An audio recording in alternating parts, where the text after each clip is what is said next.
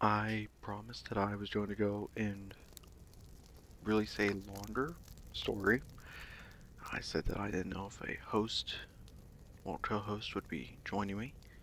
Um, I was not able to get one for right now. Um, so I will be reading this story once again on my own.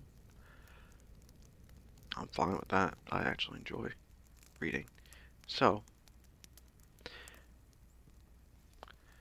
today's story is one that if you read creepypastas or have heard of creepypastas or read any scary story throughout the internet, you will have come across this. And that story is Abandoned by Disney. And it is a very frightening story with what it conjures up in your mind. But I don't want to drag on and talk about a bunch of the story and everything. I'd rather you experience it for yourself. And to help you experience it for yourself, I am going to read it for you. So without further ado, let's begin.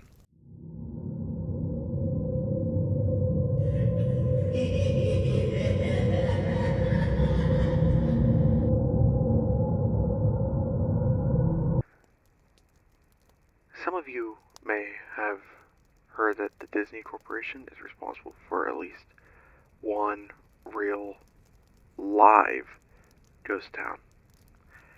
Disney built the Treasure Island resort in Baker's Bay in the Bahamas.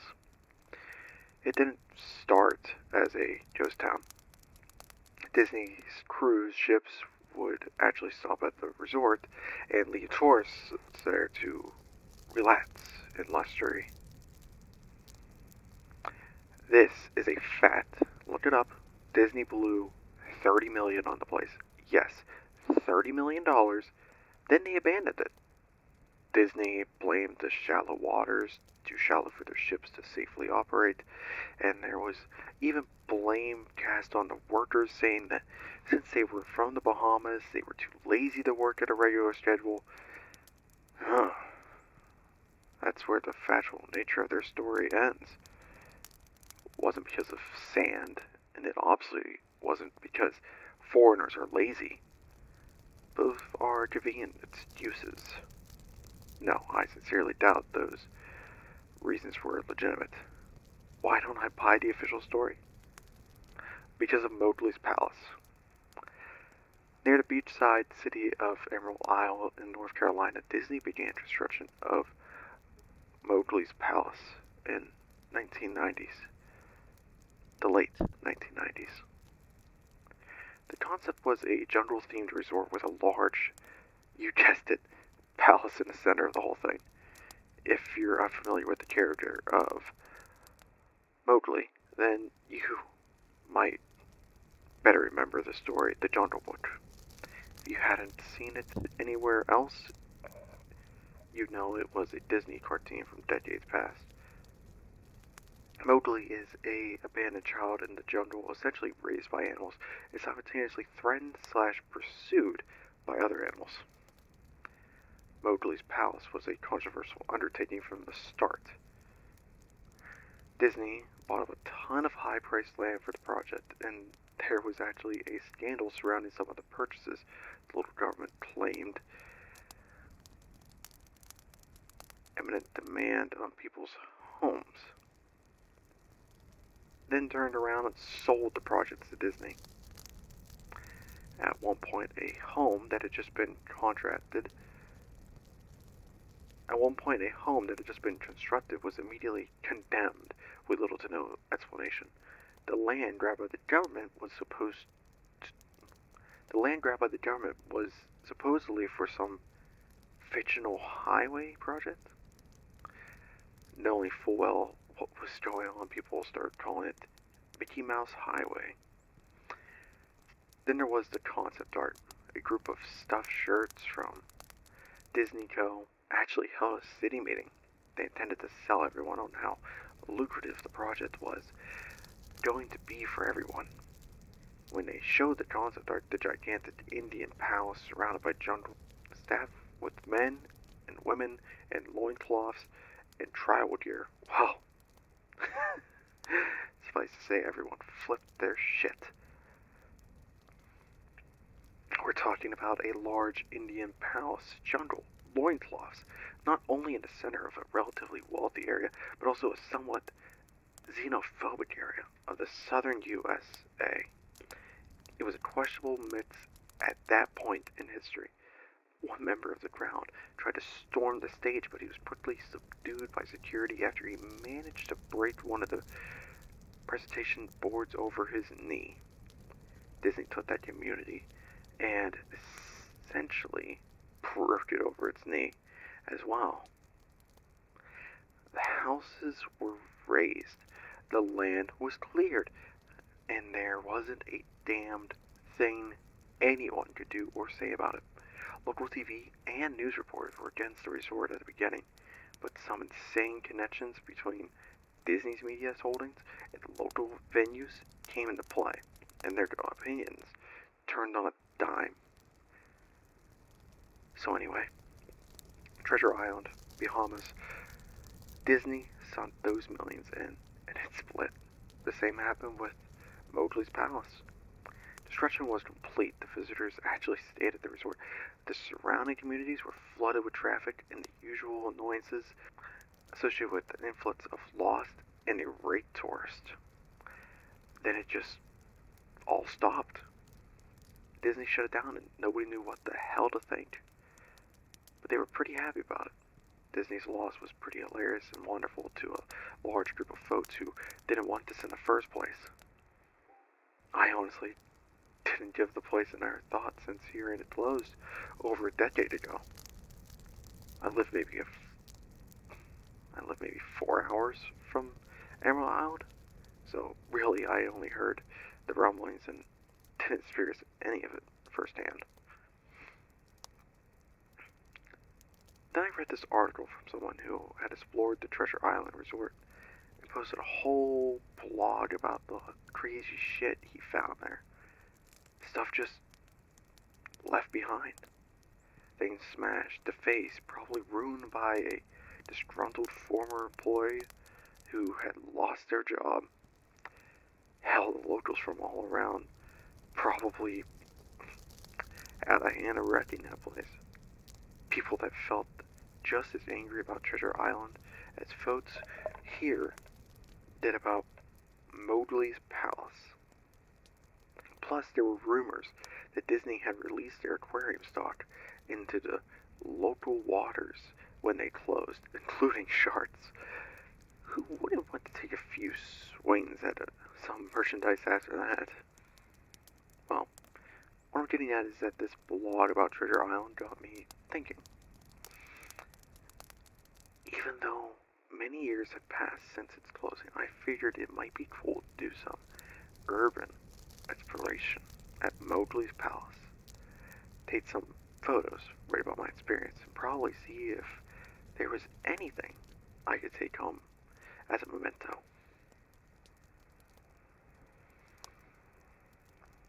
I'm not going to say I wasted no time in getting there, but honestly, it took me another year after I first found that Treasure Island article to go get around to going to Emerald Island. Over the course of that year, I did a lot of research on the Palace Resort, or rather, I tried to. Naturally, no official Disney site or resource made any mention of the palace. That had been scrubbed clean. Even odder, however, was that nobody before myself had apparently thought to blog about the place or even post a photo. None of the local TV or newspaper sites had one word about the palace, though that was to be expected since they had all swung Disney's way. They wouldn't be out there lauding their embarrassment, you know. Recently, I learned that corporations can actually ask Google, for example, to remove links from search results. basically for no good reason. Looking back, it's probably not that nobody spoke of the resort, but rather their words were made inaccessible. So in the end, I could barely find the place. All I could do was go on what was a old as hell map I'd received in the mail back in the 90s. It was promotional items sent out to people who had recently been to Disney World. And I guess I had been there in the late 80s. That was recent. I didn't really intend to hang on to it. It just got shoved in with my books and comics from my childhood. I only remembered it a few months into my research, and even then it took me another few weeks to locate the storage bin my parents had shoved it all into. But I did find it. Locals were no help, as most were transplants who had moved to the beach in recent years, or old residents who just sneered at me and made rude gestures the second I managed to say, "Where would I find Mowgli's?" The drive took me through an inordinately long corridor of overgrowth, tropical plants that had run rampant and overpopulated the area, mixed with the native species of flora that actually belonged there and had tried to reclaim the land. I was in awe when I reached the front gates of the resort, tremendous monolithic gates whose supports to either side looked like they must have been cut from giant sequoias.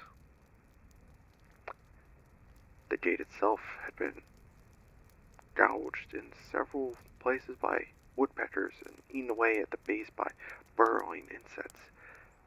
Hanging on the gate was a sheet of metal, some random strap, with hand-painted letters scrawled in black. Abandoned by Disney. Clearly, the handiwork of some past local or an employee who wanted to make some small protest. The gates were open enough to walk through, but not drive. So driving my digital camera and the map, whose flip side showed a layout of the resort, I set off on foot. The undergrounds of the palace were just as overgrown as the entryway. Palm trees stood unattended and ragged among piles of their own coconuts. Banana plants simply stood in their own stinking, bud-riddled refuse.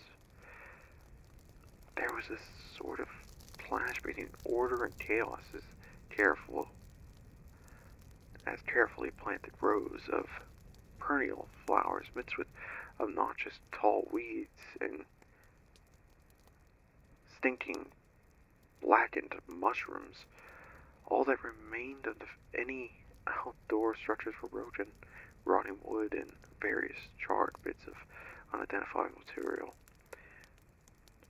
What was most likely an information booth or an outdoor bar was now simply a pile of assorted debris, chopped up by past vandalism and ravaged by weather.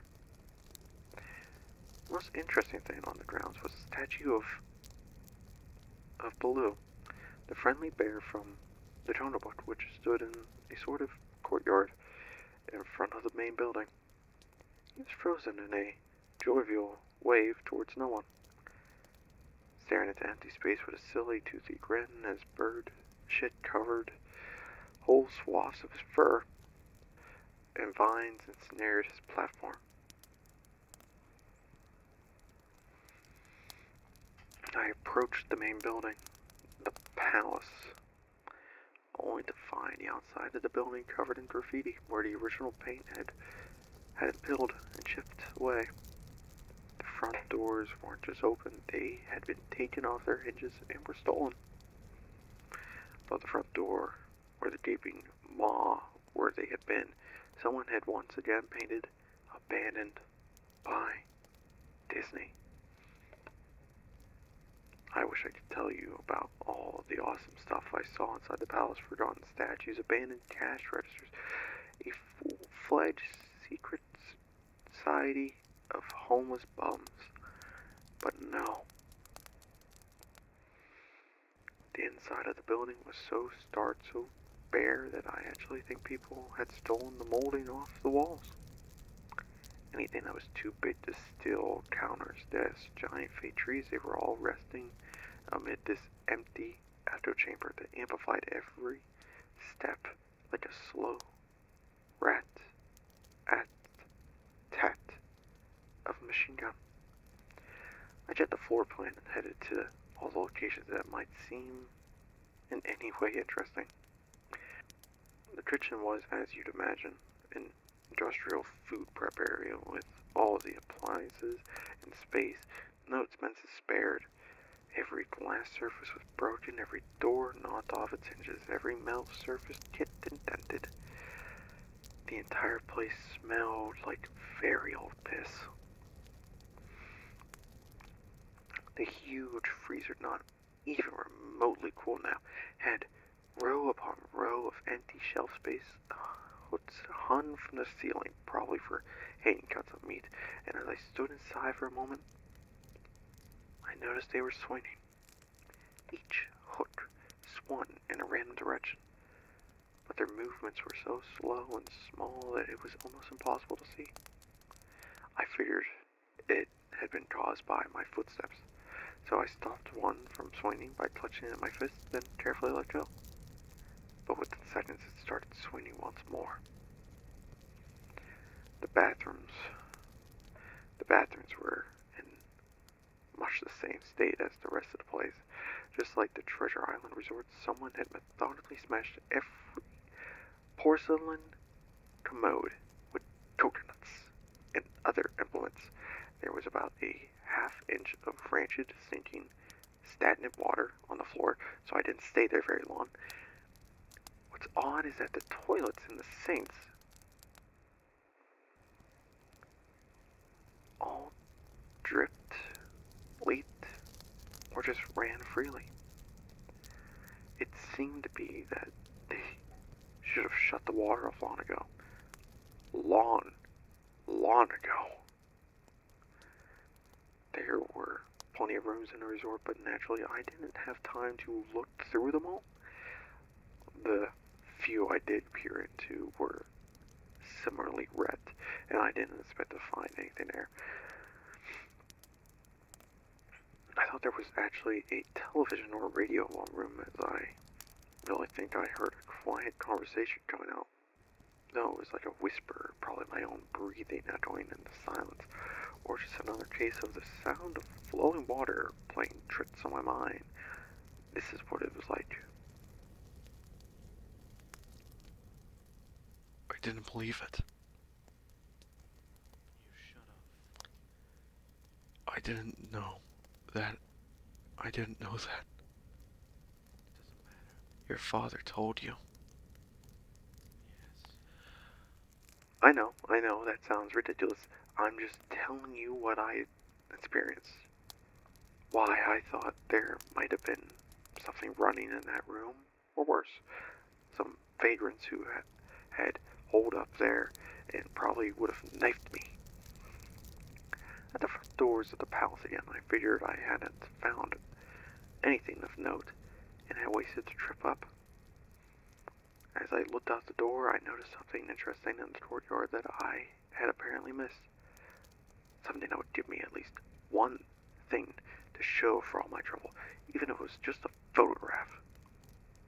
There, as a lifelike statue of a python, maybe 80 feet long, coiled up and sunning itself on a pedestal right in the center of the area. It was almost time for the sun to start setting, so the light fell onto the object in the perfect way for a photograph. I approached the python and snapped a photo. Then I stood on my toes and snapped another. I moved closer to get the detail of its face. Slowly, casually, the python lifted its head, looked directly into my eyes, and turned and slithered off the pedestal, across the grass and into the trees. All 80 feet of it.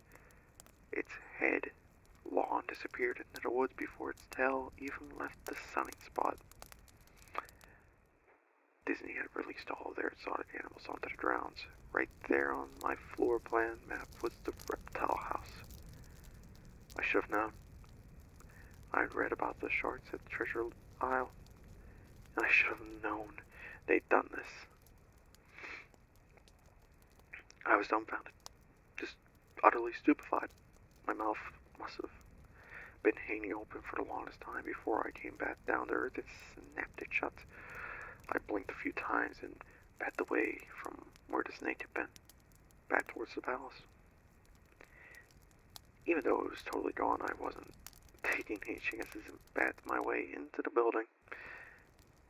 It took a few deep breaths and slapped my own face to get myself in the right mind. Again, after that, I looked for a place to sit down as my legs were feeling a bit like jelly at this point. Of course, there was no place to sit down unless I wanted to recline in the broken glass and dead leaf carpet or haul myself up onto a desk of questionably sturdiness. I had seen some stairs near the palace lobby and decided to go have a seat there till I felt better. The staircase was far enough away from the front of the building to be relatively clean, save for a startling accumulation of dust. I pulled a wedge of metal off the wall, once again painted with the "Abandoned by Disney" motto I'd become accustomed to. I placed the wedge on the stairs and sat on it to keep at least somewhat clean. The stairway led down below ground level. Used my camera flash as a sort of improvised flashlight. I could see that the staircase ended in a metal mesh door with a padlock. A sign on the door, a real sign, read, "Mascots only. Thank you." This perked up my spirits a little, for two reasons. One, a mascot-only area would have definitely had some interesting stuff back in the day. Two, the padlock was still in place. Nobody had gone down there. Not the vandals, not the looters, nobody. This was the only place I could actually explore and perhaps find something interesting to photograph or steal. I had come to the palace essentially agreeing with myself that it was okay to take anything I wanted because, hey, abandoned. It didn't take much to bust the lock. Well, actually, that's wrong.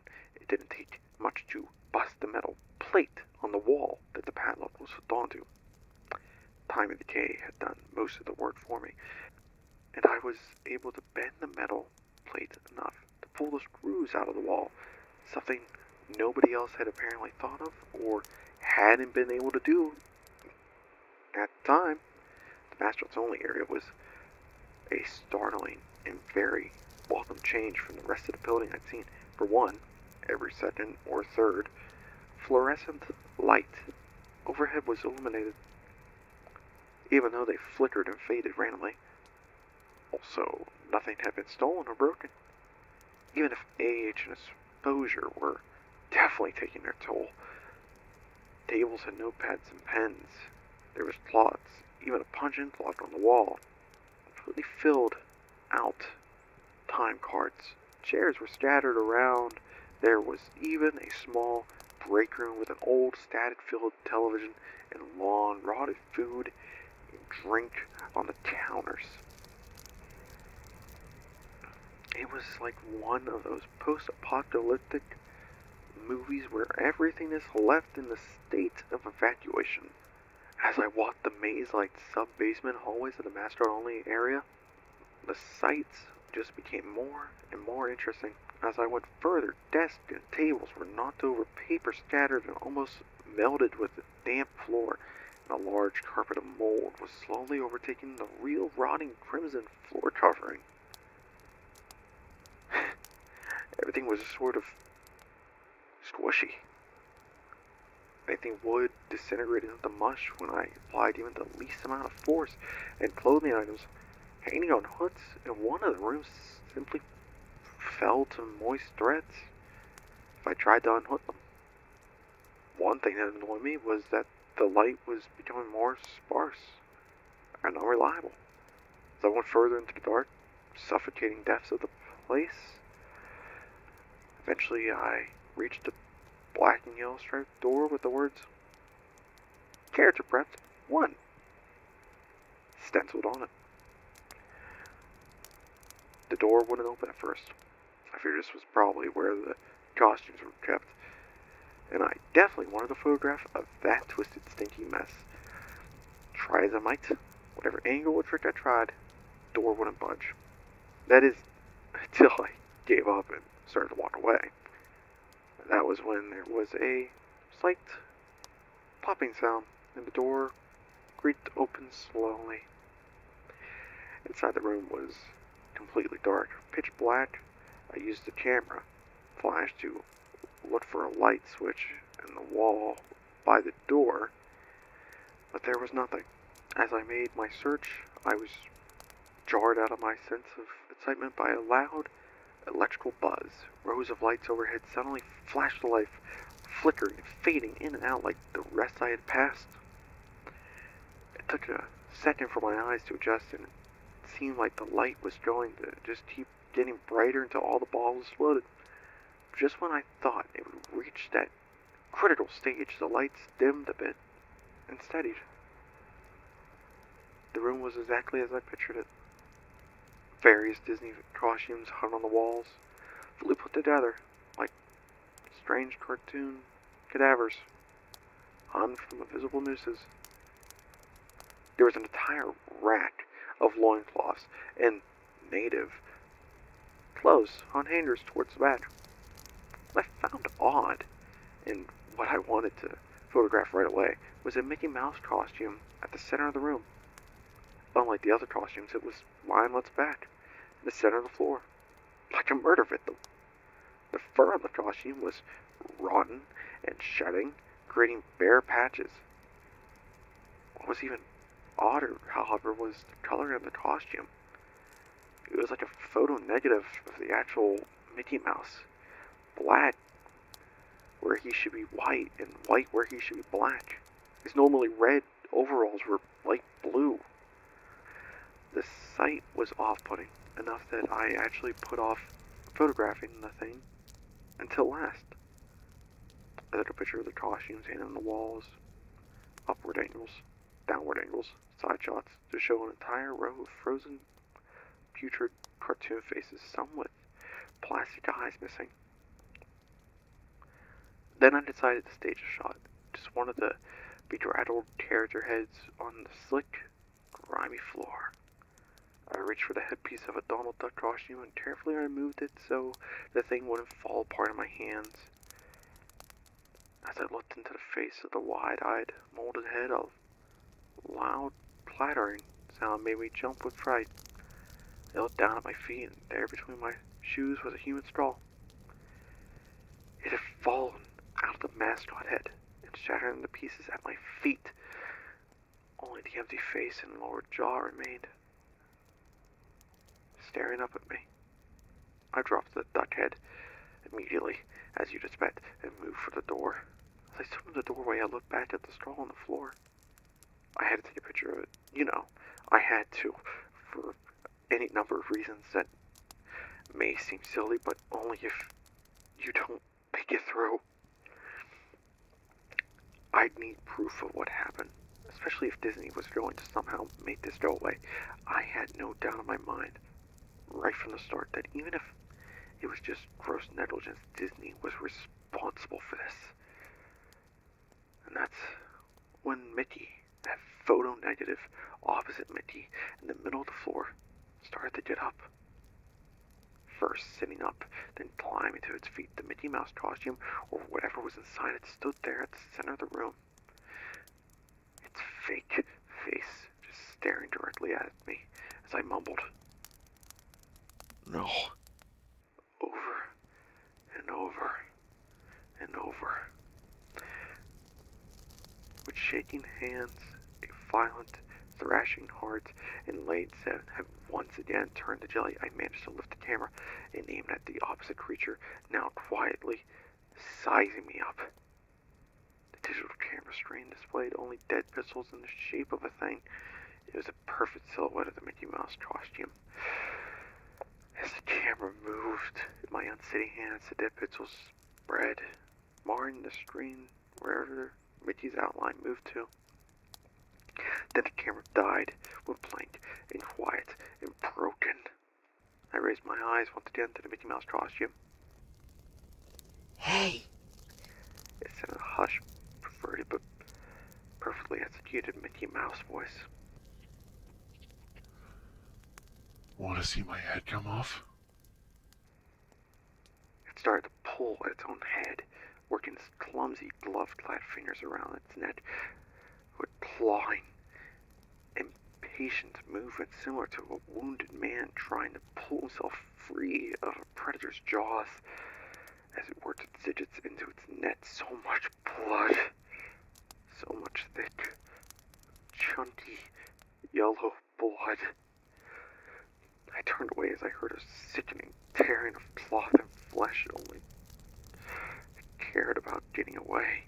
Above the doorway, out of this room, I saw the final message clawed into the metal with bone fingernails.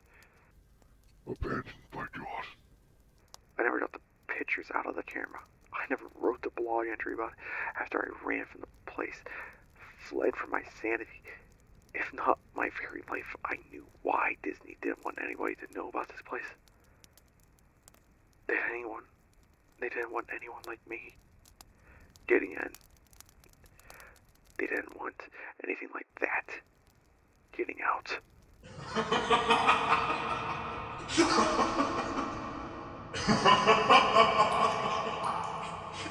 And that is the end of Abandoned by Disney. I hope that you had fun listening to me read it. I really enjoyed it. I enjoy stuff like that. Uh, Disney is a cultural icon and something that really just see it in a horrifying light sometimes. But whenever you do, it's fun. It's always fun. I enjoy it. But let me know what you thought of it. I hope that you have a good day. I hope that your week's going well. This should be getting uploaded on the 31st of October, so it will be a Halloween video. So, happy Halloween. I hope you have a good Halloween, and I hope that you steal candy from kids, because they shouldn't have candy. It's a little bit much for them. They have trouble sleeping, I bet. So, steal their candy. It's all for you. Don't worry about it. It's fine. It's ethical. What they gonna do with a Reese's Pieces anyways? Alright. That's the end. Thank you. And I hope to see you again.